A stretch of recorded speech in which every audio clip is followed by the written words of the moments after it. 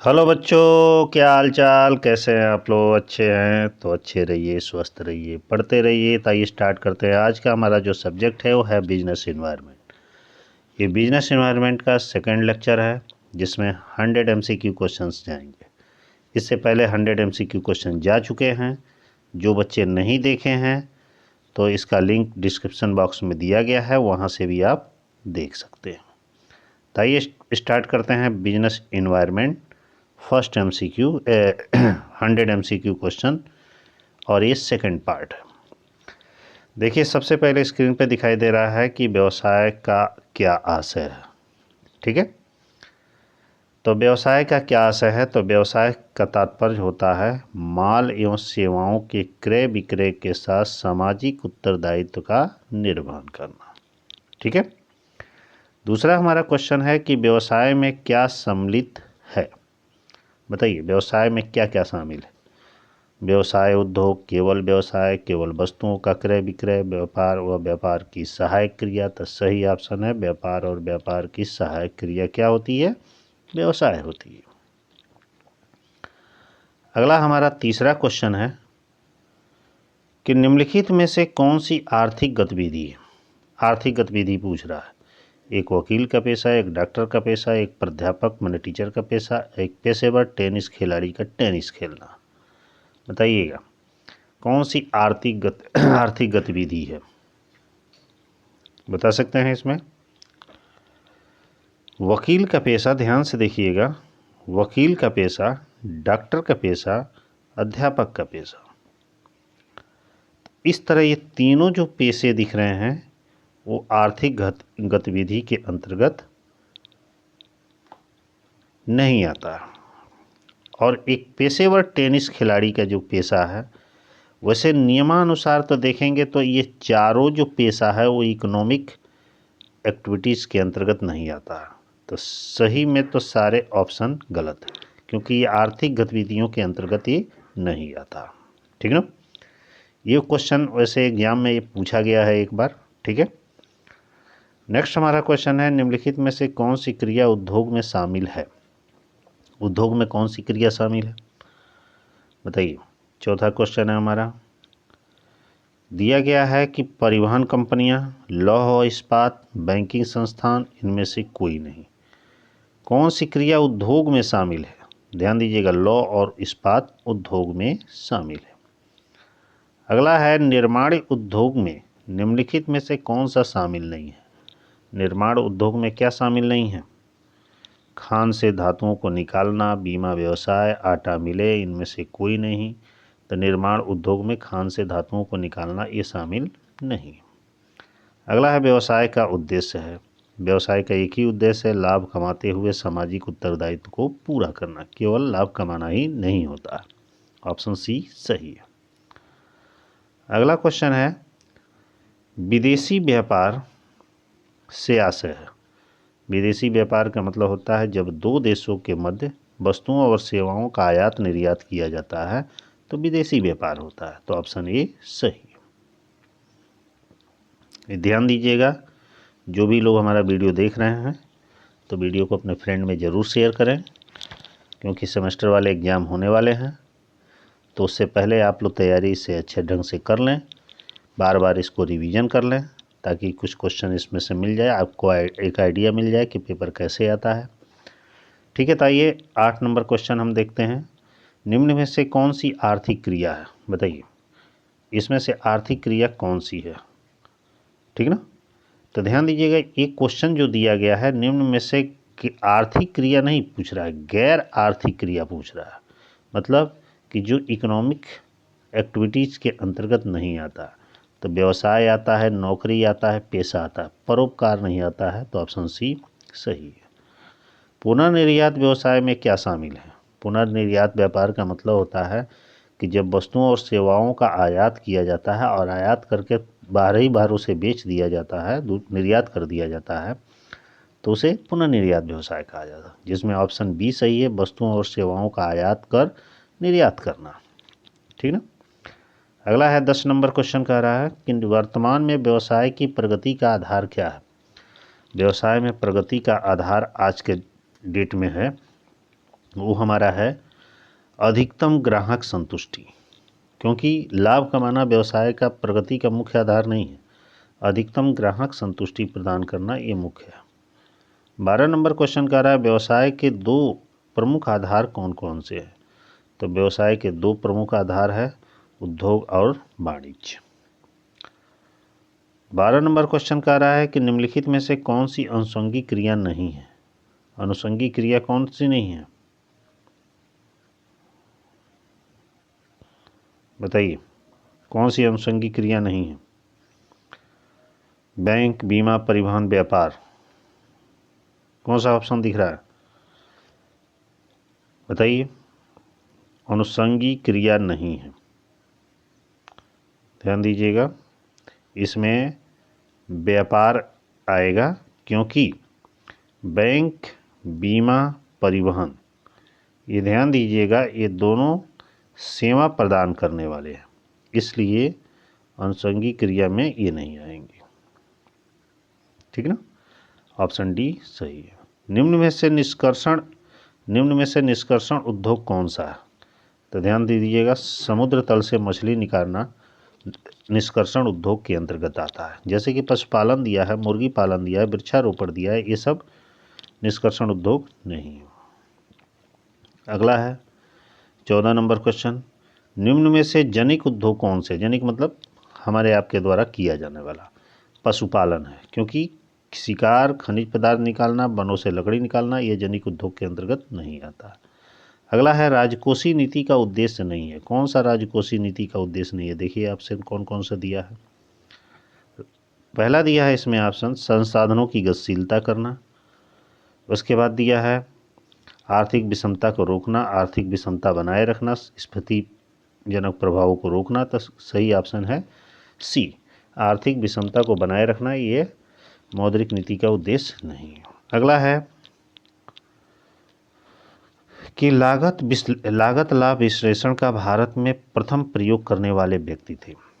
लागत लाभ विश्लेषण का प्रयोग सबसे पहले किसने किया था? प्रोफेसर डी आर गाडगिल ने, ठीक है। अगला 17 नंबर क्वेश्चन कह रहा है कि विकास नियोजन का सर्वाधिक महत्वपूर्ण उद्देश्य है। विकास नियोजन का सर्वाधिक महत्वपूर्ण उद्देश्य कौन कौन सा है? अधिक आर्थिक समृद्धि और विकास की अवस्था सुनिश्चित करना। 18 नंबर में कह रहा है सकल विनियोग है। सकल विनियोग क्या है?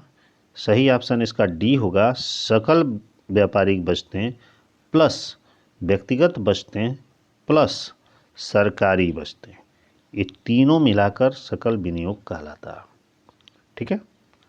अगला क्वेश्चन 19 नंबर में कह रहा है कि कर नीति किस नीति का अंग है? कर नीति जो होता है राजकोषीय नीति का अंग होता है। अगला है राष्ट्रीय आय से आशय है। राष्ट्रीय आय से, नेशनल इनकम से क्या आशय है? एक राष्ट्र के नागरिकों की एक वर्ष की शुद्ध आय का जो योग होता है उसी को हम नेशनल इनकम कहते हैं, ठीक है। 21 नंबर क्वेश्चन कह रहा है मिश्रित अर्थव्यवस्था की विशेषता है। मिश्रित अर्थव्यवस्था की क्या विशेषता है भाई? आर्थिक स्वतंत्रता, आर्थिक नियोजन, कीमत संयंत्र की क्रियाशीलता, इनमें से सभी तो सही ऑप्शन है। अगला है आर्थिक विकास के लिए मिश्रित अर्थव्यवस्था का किस अर्थशास्त्री ने समर्थन किया? देखिएगा, आर्थिक विकास के लिए मिश्रित अर्थव्यवस्था का किस अर्थशास्त्री ने समर्थन किया? जे.एस. मिल ऑप्शन दे रहा है, हमें लग रहा है कि जे.एस. मिल ही है। ऑप्शन ए सही है। जे.बी. से होगा नहीं, मार्शल होगा नहीं, जे.एस. मिल होगा नहीं। ऑप्शन ए सही है। विकासशील देशों में आर्थिक नियोजन में सम्मिलित उद्देश्य है। विकासशील देशों में आर्थिक नियोजन में सम्मिलित उद्देश्य क्या क्या है? सामाजिक उद्देश्य, आर्थिक, राजनीतिक, सब होगा इसमें से। अगला है क्वेश्चन, आर्थिक नियोजन का कौन सा उद्देश्य सामाजिक उद्देश्य है? बताइए, इसमें सामाजिक उद्देश्य कौन सा दिख रहा है आपको? सामाजिक सुरक्षा, सामाजिक न्याय, सामाजिक सेवाओं का विस्तार, इनमें से सभी तो सब सही होगा। अगला है नियोजित विकास प्रक्रिया से प्राप्त किया जाता है। नियोजित विकास प्रक्रिया से क्या प्राप्त किया जाता है? आत्मनिर्भरता, सामाजिक न्याय, जीवन स्तर में सुधार, इनमें से सभी तो सही ऑप्शन इसमें से है जीवन स्तर में सुधार, इससे यह प्राप्त होता है। ऑप्शन सी सही है। 26 नंबर क्वेश्चन कह रहा है कि मिश्रित अर्थव्यवस्था का अर्थ है। मिश्रित अर्थव्यवस्था का क्या अर्थ है? मिश्रित अर्थव्यवस्था मतलब होता है निजी और सार्वजनिक उद्योगों का जो सह अस्तित्व होता है वो मिश्रित अर्थव्यवस्था कहलाती है। 27 नंबर में कह रहा है आर्थिक नियोजन में प्राथमिकताओं के निर्धारण का आधार है। आर्थिक नियोजन में प्राथमिकताओं के निर्धारण का आधार क्या है? समस्या की तीव्रता, साधनों की उपलब्धता, विकास की अवस्था, इनमें से सभी। तो सही ऑप्शन है इनमें से सभी, डी ऑप्शन सही होगा। 28 नंबर में कह रहा है कि विकासशील देशों के नियोजन में प्राथमिकता किस घटक को दी जानी चाहिए? बताइए। आयात प्रतिस्थापन, संतुलित विकास, आधारभूत ढांचे का निर्माण, इनमें से सभी आधारभूत ढांचे का निर्माण करना चाहिए। ऑप्शन सी सही है। आकस्मिक अर्थव्यवस्था है पूंजीवादी अर्थव्यवस्था, नियोजित अर्थव्यवस्था, नियोजित अर्थव्यवस्था, नियोजित अर्थव्यवस्था। तो बता दें इसमें से जो आकस्मिक अर्थव्यवस्था है जो वो अनियोजित क्या है? अर्थव्यवस्था कहलाती है, मैंने सुव्यवस्थित ढंग से नहीं होती है।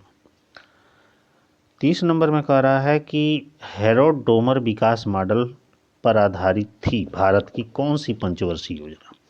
हेरोड डोमर विकास मॉडल पर जो थी वो प्रथम पंचवर्षीय योजना आधारित थी, क्योंकि पहली पंचवर्षीय योजना जब बनाई गई थी तो उसका जो नारा दिया उसका जो खोज किए थे, मतलब पहली पंचवर्षीय योजना जिसने डेवलप की थी वो हेरोड डोमर थे।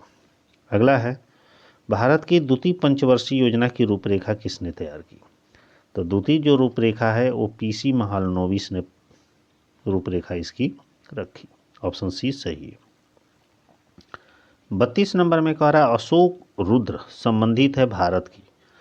अशोक रुद्र एक नाम है, ठीक ना, योजना है। ये पूछ रहा है कि ये भारत की किस योजना में लागू हुई? तो ये भारत की चतुर्थ योजना में लागू हुई थी। अगला है निम्न में से कौन सा आरबीआई का कार्य नहीं है? आरबीआई का कौन सा कार्य नहीं है भाई? ये मुद्रा का निर्गमन करता है, सरकार का बैंकर है, बाजार में अनैतिक प्रतिस्पर्धा का प्रहरी है, राष्ट्र के संरक्षक विदेशी मुद्रा भंडार है। बताइए कौन सा इसमें से ऑप्शन होगा? तो सही ऑप्शन होगा सी, यह बाजार में अनैतिक प्रतिस्पर्धा का प्रहरी नहीं होता। अगला है 34 नंबर, ध्यान दीजिएगा। वह व्यवसाय जिसमें लोग दूसरे के लिए कार्य करते हैं और बदले में पारिश्रमिक प्राप्त करते हैं जाना जाता है। क्या कहा जाना जाता है? उसे रोजगार, क्योंकि जो आदमी दूसरे के लिए काम करता है और बदले में मजदूरी प्राप्त करता है तो रोजगार ही नहीं कहा जाएगा। अगला है 35 नंबर कि पूंजी बाजार का नियंत्रण भारत में किया जाता है। पूंजी बाजार का नियंत्रण भारत में सेबी के द्वारा किया जाता है, एग्जैक्ट याद रखिएगा। अगला है FIPB का पूरा नाम क्या है? FIPB का पूरा नाम होता है विदेशी निवेश संवर्धन board, foreign investment promotion board, इसको पूरा कहा जाता है। अगला है कि FDI किस क्षेत्र में नहीं है? पहचानिए। FDI ऑटोमोबाइल के क्षेत्र में, आधारभूत संरचना, कपड़ा, परमाणु ऊर्जा के क्षेत्र में नहीं है, बाकी सभी क्षेत्र में है। अगला देखिएगा, है थोड़ा सा मिस्टेक हो गया है, ये है सेबी। क्या है? क्वेश्चन में पूछ रहा है कि सेबी को उस समूह की आवश्यकता के प्रति उत्तरदायी होना चाहिए जिसने बाजार का गठन किया। इसमें से सही ऑप्शन क्या है? प्रतिभूतियों की जारीकर्ता को, निवेशक को, बाजार के बिचौलिया को, उपयुक्त सभी को। तो सही ऑप्शन इसमें होगा प्रतिभूतियों के जारीकर्ता को। तो ऑप्शन ए सही है। 39 नंबर क्वेश्चन कह रहा है कि राष्ट्र के विदेशी मुद्रा भंडार का संरक्षक कौन होता है? देश के विदेशी मुद्रा भंडार का संरक्षक कौन होता है? तो भारतीय रिजर्व बैंक होता है, और क्या होगा? सेबी, RBI और IRDA है। सेबी, RBI और IRDA है, एक नियामक संस्था होती है, क्योंकि ये समझिए कि ये नीति या कानून उससे संबंधित बनाती है। अगला है कि फेमा किस अधिनियम का प्रतिस्थापन है? जो फेरा कानून बना था उसी के बेस पर फेमा बना था। तो फिर ऑप्शन सही है। मौद्रिक नीति के तत्व हैं। मौद्रिक नीति के क्या तत्व हैं? आपका SLR भी होगा, ठीक ना, CRR भी होगा, विनिमय दर भी होगा, उपयुक्त सभी सही ऑप्शन है, ठीक ना, डी।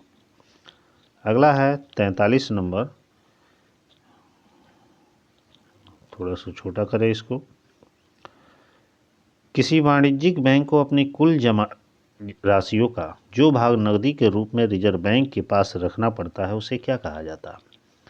तो उसे CRR कहा जाता है। मतलब कॉमर्शियल बैंक जो है वो कैश के रूप में RBI के पास जो अमाउंट रखते हैं उसको हम CRR करते हैं। अगला कह रहा है सरकार किस अधिनियम द्वारा प्रतिबंधात्मक व्यापार प्रथाओं की जांच करता है? क्या क्या ऑप्शन दिया गया है इसमें? इसमें ऑप्शन दिया है औद्योगिक नीति, फेमा, EXIM और MRTP अधिनियम। तो बता दें आपसे, तो इसका सही ऑप्शन होगा MRTP अधिनियम के द्वारा प्रतिबंधात्मक व्यापार को रोकता है। अगला है पूंजी निर्माण का अर्थ है निवेश गठन, अचल पूंजी की खपत, उत्पादन की प्रक्रिया में पूंजीगत वस्तुओं को रोजगार, इनमें से कोई नहीं। तो सही ऑप्शन है अचल पूंजी की खपत, ऑप्शन बी सही है। अगला हमारा क्वेश्चन है कि 2009-10 के दौरान घरेलू क्षेत्र का बचत कितना प्रतिशत था? तो ऑप्शन ए सही है 25.2%। अगला है राष्ट्रीय आय समिति की पहली रिपोर्ट आई थी। राष्ट्रीय आय समिति की पहली रिपोर्ट कब आई थी भाई? 1951 में। अगला है विदेशी व्यापार नीति तैयार की जाती है, कितने साल तक के लिए तैयार की जाती है? तो 5 साल के लिए तैयार की जाती है। निर्यात आयात नीति में सबसे महत्वपूर्ण परिवर्तन किया गया। निर्यात आयात नीति में सबसे मुख्य परिवर्तन क्या किया गया? इसमें किया गया है कि निर्यात की प्रतिबंधों से मुक्त करना, मतलब जो एक्सपोर्ट कर रहे हैं हम उस पर जो बैन लगे हुए हैं उस बैन को ख़त्म करना। अगला 50 नंबर क्वेश्चन है विदेशी मुद्रा विनिमय अधिनियम पारित किया गया। तो बता दें आपसे कि विदेशी मुद्रा विनिमय अधिनियम 1947 में पारित किया गया था। अगला है आयात और निर्यात नियंत्रण अधिनियम में सटीक किया गया। मतलब आयात निर्यात अधिनियम भी कब बना था, ये पूछने का मतलब। ये भी 1947 में बना था, ऑप्शन ए सही। अगला है 52 नंबर क्वेश्चन कि FDI प्राप्त करने वाला सबसे बड़ा देश कौन है? तो FDI प्राप्त करने वाला सबसे बड़ा देश चीन है। अगला है कि भारत में सबसे बड़ा FDI कहाँ से प्राप्त होता है? तो मॉरिशस से होता है, ठीक है। अगला है कि विदेशी पूंजी प्राप्त करने के विभिन्न तरीके हैं जिन्हें निम्नलिखित में से एक नहीं माना जाता। वो कौन सा नहीं माना जाता है? ध्यान दीजिएगा, FDI माना जाता है, कर्ज माना जाता है, विदेशी प्रौद्योगिकी माना जाता है, लेन देन निगम द्वारा निवेश। ये ऑप्शन गलत दिख रहा है, तो ऑप्शन डी सही है। अगला है विदेशी व्यापार नीति तैयार की जाती है। तो ये बताए ही हैं अभी 5 साल में, क्या ये रिपीटेड क्वेश्चन है। अगला है आयात निर्यात नीति में सबसे महत्वपूर्ण परिवर्तन किया गया। अभी ये भी रिपीटेड क्वेश्चन है। निर्यात की प्रतिबंधों से मुक्त रखना, विदेशी मुद्रा प्रबंध विनिमय अधिनियम पारित किया गया 1947 में। ये लग रहा है बार बार आ रहा है क्या? आयात निर्यात नियंत्रण अधिनियम में सटीक किया गया, ये भी 1947 में। ये लग रहा है 5-7 क्वेश्चन ये रिपीट हो गया। अगला आगे बढ़िए। विदेशी कारोबारी माहौल का अध्ययन नहीं है। हाँ बताइए, कारोबारी माहौल का अध्ययन नहीं है। सामाजिक माहौल होता है, आर्थिक माहौल होता है, कानूनी माहौल होता है, पूंजी उत्पादन अनुपात ये नहीं है। अगला है फेरा को लागू किया गया। फेरा क्या है? एक कानून है। इसको कब लागू किया गया था? तो इसे लागू किया गया था 1973 में, ठीक है। ये ध्यान दीजिएगा, जो लोग वीडियो हमारा देख रहे हैं थोड़ा उसे शेयर कर देंगे अपने दोस्तों में, सभी लोग पढ़ते रहें और अच्छे नंबर से पास हों। लेकिन ये ध्यान दीजिएगा, बार बार मैं कह रहा हूँ कि पढ़ लीजिएगा, ठीक ना, क्योंकि 200 MCQ कम नहीं होते हैं, 100 इस लेक्चर में, 100 पिछले लेक्चर में। आगे बढ़ते हैं। 61 नंबर क्वेश्चन हमारा कह रहा है कि सतत विकास का अर्थ है। सतत विकास का अर्थ है लगातार आर्थिक प्रदर्शन, सामाजिक समस्याओं पर ध्यान, प्रकृति के साथ सामंजस्य, उपरोक्त सभी। अगला हमारा क्वेश्चन है, थोड़ा सा इसको छोटा करें कौन से पर्यावरणीय कारक मूल्यों को नियंत्रित करते हैं, समाज के परंपरा और रीति रिवाजों को भी नियंत्रित करते हैं? इसमें से पूछ रहा है सही ऑप्शन कौन है। राजनीतिक और वैधानिक कारक, प्रौद्योगिकी कारक, आर्थिक कारक, सामाजिक सांस्कृतिक कारक। तो इसमें से सही ऑप्शन आपका क्या होगा? 62 का आपका सामाजिक और सांस्कृतिक जो कारक हैं जो इन्वायरमेंट को नियंत्रित करते हैं, ठीक ना, और सामाजिक रीति रिवाजों को भी नियंत्रित करते हैं। अगला है 63 नंबर क्वेश्चन, पर्यावरण विश्लेषण में जो पेस्ट है शब्द एक है, उसमें ई अक्षर का क्या अर्थ होता है? ई का मतलब इकोनॉमिक्स, ठीक है। अपनी स्वयं की शक्ति से उद्योग की लागत संरचना को प्रभावित करते हैं। कौन प्रभावित, अभी स्वयं की शक्ति से कौन प्रभावित करता है? बिचौलिया, आपूर्तिकर्ता, उपभोक्ता, सरकार।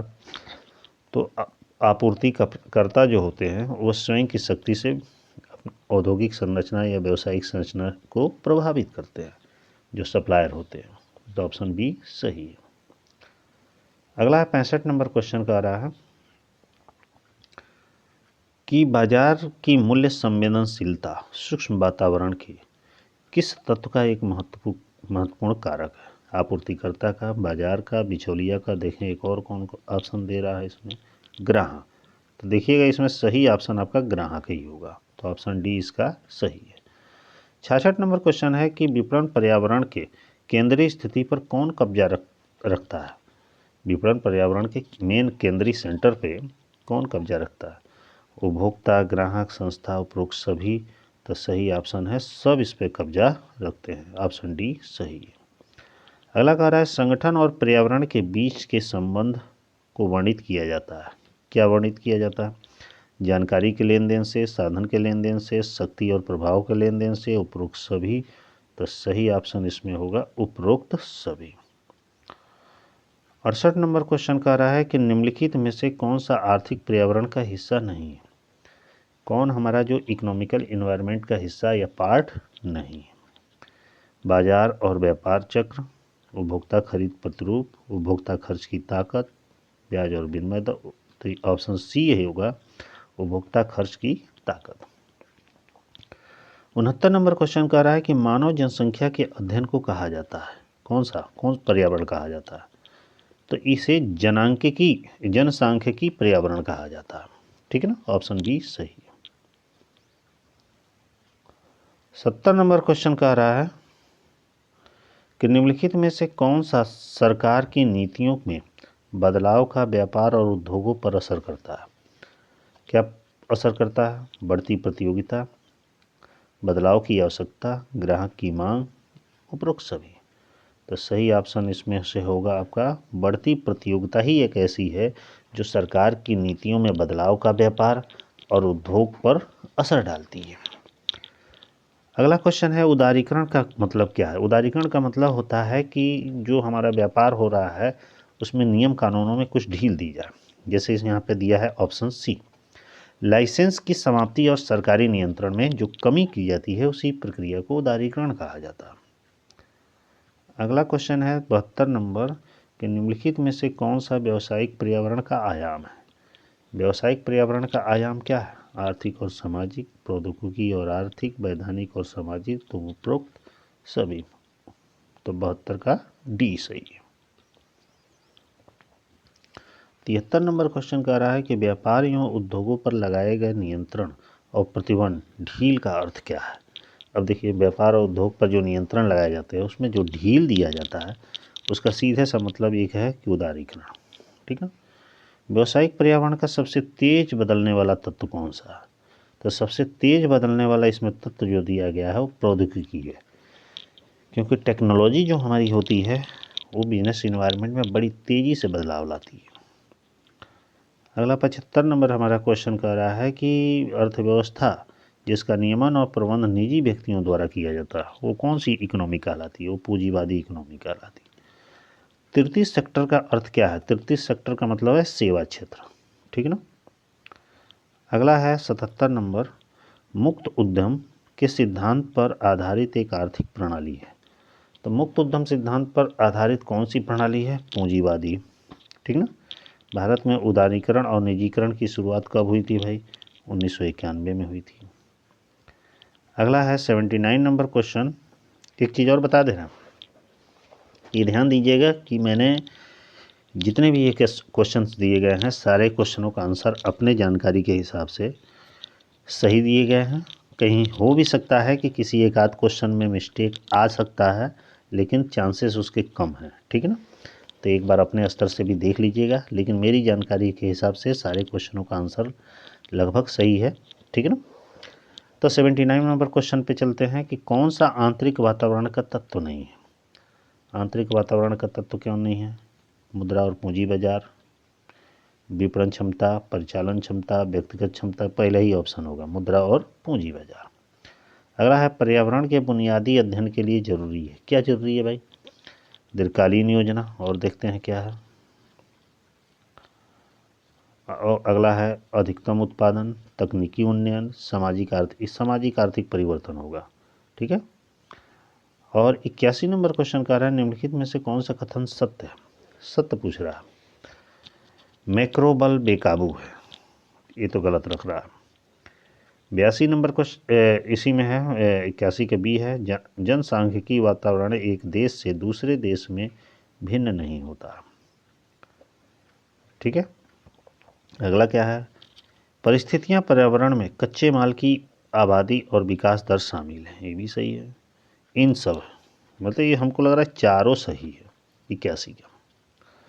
अगला है भारत में धीमी आर्थिक वृद्धि का सबसे महत्वपूर्ण कारण है। भारत में जो हमारी इकोनॉमिक डेवलपमेंट है जो स्लो गति से हो रहा है, उसके पीछे पूछ रहा है क्या रीजन है। इसके पीछे रीजन है पूंजी की कमी, पिछड़ी प्रौद्योगिकी, कम उत्पादकता, कुशल श्रम की। पूंजी की कमी मेन है इसमें मुख्य कारण, ऑप्शन ये सही है। अगला है अंकटाड किस वर्ष जन्म लिया? तो अंकटाड की जो स्थापना हुई थी 1964 में हुई थी। अगला है MRTP अधिनियम कब पारित हुआ? तो ये 1969 में हुआ था, ठीक है ना। 85 नंबर क्वेश्चन है कि ताकत और कमजोरी के रूप में संबंधित है। ताकत और कमजोरी के रूप में क्या संबंधित है?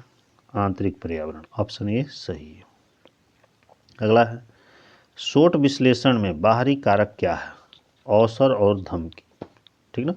और अगला है कि अर्थव्यवस्था में एक वर्ष में सभी वस्तुओं और सेवाओं का अंतिम उत्पाद क्या कहलाता है? अर्थव्यवस्था में एक वर्ष में सभी वस्तुओं और सेवाओं का जो अंतिम उत्पाद होता है उसको GNP, ग्रॉस नेशनल प्रोडक्ट कहा जाता है। अगला है राष्ट्रीय उत्पादन का उचित मापन किससे किया जाता है? राष्ट्रीय उत्पादन का उचित मापन किससे किया जाता है? तो राष्ट्रीय आय से किया जाता है। निम्नलिखित में से कौन सा उपाय एक देश की आर्थिक कुशलता में वृद्धि का सर्वोत्तम उपाय है? कौन सा उपाय है जो एक देश की आर्थिक कुशलता में वृद्धि का सर्वोत्तम उपाय होता है? ध्यान दे देखिएगा। वास्तविक राष्ट्रीय आय में वृद्धि, कार्यशील जनसंख्या के प्रति व्यक्ति वास्तविक राष्ट्रीय आय में वृद्धि, शुद्ध राष्ट्रीय निवेश में वृद्धि, शुद्ध निजी वार्षिक निवेश में वृद्धि। तो इसका सही ऑप्शन है कार्यशील जनसंख्या, मतलब सबको मिटा दें, ऑप्शन बी सही है। कार्यशील जनसंख्या की प्रति व्यक्ति वास्तविक राष्ट्रीय आय में वृद्धि। 90 नंबर का रहा है क्वेश्चन कि देश के उत्पादन का अधिकांश भाग निम्नलिखित में से किसके लिए प्रयुक्त होता है? देश में जो भी उत्पादन होता है उसका अधिकांश भाग किसके लिए प्रयोग में आता है? निजी उपभोग, सार्वजनिक उपभोग, विनियोग और निर्यात। तो सबसे ज़्यादा निजी उपभोग में यूज में आता है। 91 नंबर में कह रहा है कि किसी देश की राष्ट्रीय आय का क्या तात्पर्य? राष्ट्रीय आय से क्या तात्पर्य? ये ऑप्शन बी सही है। विभिन्न उत्पादन साधनों की आयों के योग को ही किसी देश की राष्ट्रीय आय कहा जाता है। 92 नंबर में कह रहा है कि कुल घरेलू उत्पाद मतलब GDP से क्या असर? तो GDP जो हमारा होता है एक देश की सीमा में ही उत्पादित वस्तुओं और जितने भी सेवाएं होती हैं उनका जो कुल योग होता है उसको GDP कहा जाता है। तो ऑप्शन सी सही है। यदि हमें GNP मालूम है तो हम उस वर्ष का NNP मालूम करने के लिए क्या करेंगे? हाँ देखिए, कह रहा है जीएनपी मालूम है तो उस साल का एनएनपी हमको मालूम करना होगा। तो हम क्या करेंगे, तो सीधा सा उपाय है कि जो भी पूंजीगत चीज़ें हैं उसमें से हम डेप्रिसिएशन को माइनस जब कर देंगे तो आ जाएगा आपका एनएनपी। 94 नंबर में कह रहा है कि राष्ट्रीय आय का लेखांकन संबंधित प्रयासों के लिए सन 1971 में नोबेल पुरस्कार प्राप्त हुआ। मैंने राष्ट्रीय आय के लेखांकन के संबंध में, उसके संबंध में जो भी प्रयास किए थे उसके संदर्भ में 1971 में उन्हें नोबेल पुरस्कार मिला था। किसको मिला था, तो साइमन कुजनेट्स को मिला था। अगला है 95 नंबर क्वेश्चन में कि सर्वप्रथम किस अर्थशास्त्री ने राष्ट्रीय आय और राष्ट्रीय लाभांश को एक ही माना, तो ये मार्शल महोदय ने माना था। अगला है व्यय योग्य आय ज्ञात करने के लिए राष्ट्रीय आय में से किसको घटाया जाता है। व्यय योग्य आय माने डिस्पोजल इनकम को ज्ञात करने में राष्ट्रीय आय में से किसको घटाया जाता है, तो प्रत्यक्ष एवं अप्रत्यक्ष कर, संस्थाओं को प्राप्त समस्त भुगतान, केवल संस्थाओं को लाभ, उपरोक्त सभी। तो सही ऑप्शन है केवल संस्थाओं के लाभ को ही घटाया जाता है। 97 नंबर में कह रहा है कि भारतीय पर्यावरण के अध्ययन की आवश्यकता होती है क्योंकि इसमें क्या होता है, व्यावसायिक जटिलता का ज्ञान होता है, ये भी सही है। अनिश्चितताओं या जोखिमों का आकलन होता है, ये भी सही है। व्यावसायिक घटकों के पारस्परिक प्रभावों की जानकारी होती है, ये भी सही है। उपयुक्त सभी, तो सही ऑप्शन डी होगा। ठीक है। अगला है भारत की प्रथम पंचवर्षीय योजना थी, किस पर आधारित थी भाई, कृषि पर आधारित थी। ऑप्शन ए सही है। और लास्ट 2 क्वेश्चन का है कि भारत में आर्थिक नियोजन का मुख्य उद्देश्य है। भारत में आर्थिक नियोजन का मुख्य उद्देश्य ये है समाजवादी समाज की स्थापना करना। और लास्ट 100 क्वेश्चन कह रहा है हमारा कि भारतीय नियोजन का स्वरूप है, तो भारतीय नियोजन का जो स्वरूप है वो प्रेरणामूलक है। किस तरह का है, प्रेरणामूलक। तो इस तरह ये आप लोग का 100 MCQ कंप्लीट हुआ।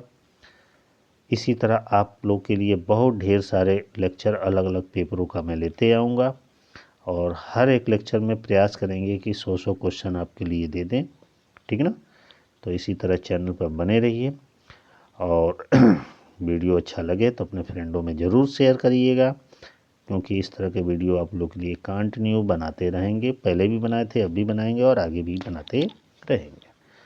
और एक चीज़ और कह दे रहे हैं कि ये जितने MCQ क्वेश्चंस हैं बार बार पढ़िएगा। जिस पे आपको डाउट लगे वो आप बुक से भी मैच कर सकते हैं। वैसे सारे लगभग क्वेश्चन सही हैं, लेकिन कहीं एक आध हो सकता है कि आंसर इधर उधर हो जाए, तो उसको अन्यथा न लीजिएगा, आप बुक से करेक्शन कर लीजिएगा। लेकिन मेरे जानकारी के हिसाब से पूरे सही है, क्योंकि इन क्वेश्चनों को काफ़ी मेहनत से कलेक्ट करके एक जगह कलेक्शन इसका किया गया है ताकि आपको पढ़ने में सुविधा हो। ठीक है। तो फिर नेक्स्ट लेक्चर में बहुत जल्दी ही मिलते हैं, तब तक के लिए बाय।